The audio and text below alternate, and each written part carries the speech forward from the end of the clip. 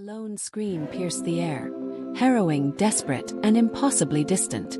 It echoed through the thick trees of the evil forest, a cry so unnatural it sent chills down the spine of every living soul within the kingdom's borders. Then a silence.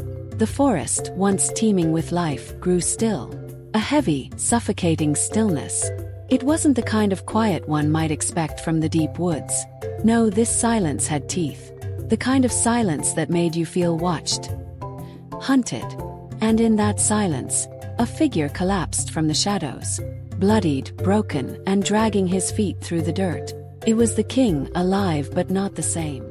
In a faraway land, a vast and majestic African kingdom, a land of wealth and power, sunlight filters through tall, towering trees and shines over golden palaces.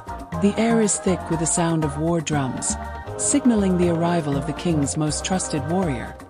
The king, a tall and imposing figure in his prime, stands at the center of the training ground.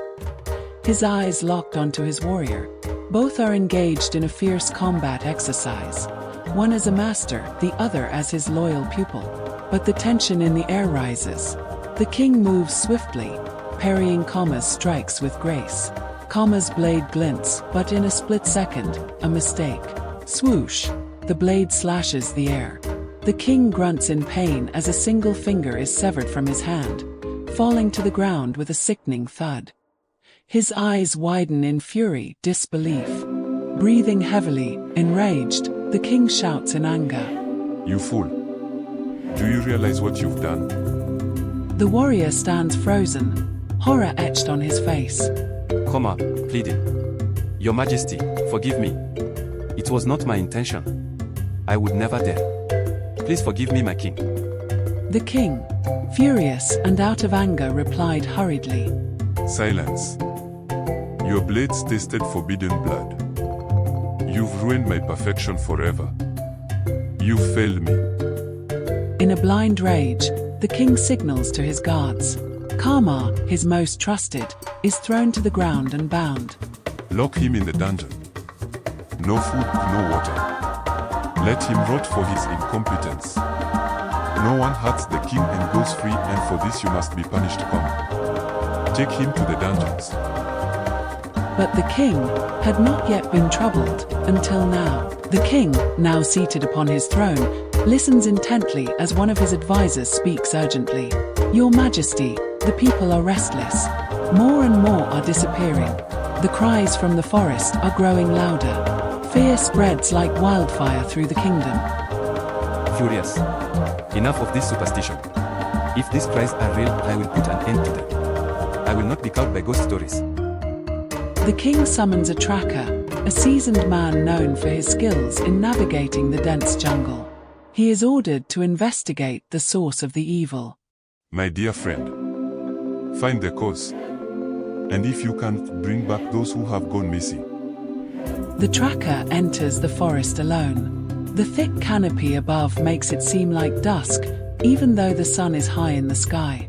The air is oppressive, and strange noises echo through the trees. He moves deeper, disappearing into the shadows of the forest. Days pass. The atmosphere is tense. The king's soldiers report that the tracker has not returned. Unsettled murmurs ripple through the court. Growing impatient. No man, no beast, and no spirit will thwart my rule. I will go myself and end this once and for all. The king, accompanied by his most trusted warriors and advisors, enters the heart of the forest. The deeper they go, the thicker the trees grow, and the darker the air becomes. They ventured into the evil forest, bold, determined, but unaware of the horrors waiting. For in that place, evil does not merely exist, it lurks. As they travel deeper, a creeping sensation overcomes them, an unnatural stillness, the feeling of being watched. Suddenly, a cry echoes through the forest, loud, chilling. The king freezes. He slowly turns, his eyes scanning the trees.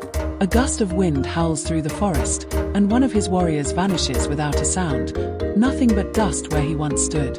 Another cry. Then another disappearance. One by one, the king's convoy is torn apart. their bodies yanked into the trees by unseen forces. Branches seemed to come alive, pulling warriors into the earth, swallowing them whole. The king stands alone now, his heart racing, breathing heavily, his sword drawn, desperate. Shouting into the forest. Who dares to challenge me? Show thyself a coward. The king opens his eyes slowly. His hand is clenched in a fist. After a long silence, he speaks. It was no mere forest. It was a trap. An evil shaman and his wicked legion of spirits and their dark magic and rituals. They sought me, my bloodline, so they could use me as a sacrifice. A sacrifice. But how did you escape?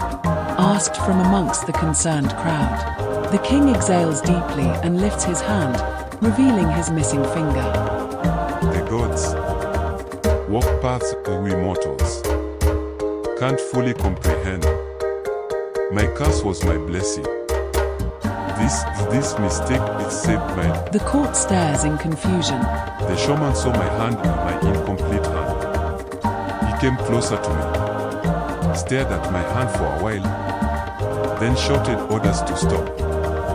The Dark King, he said, must be whole.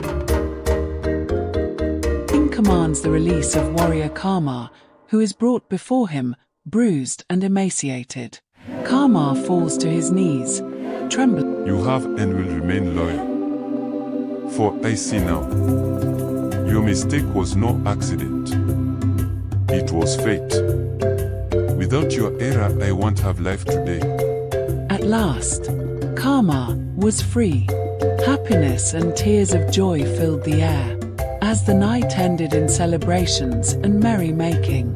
But, deep in the forest, the evil awaited and plotted, ready to strike again. Comment for part 2.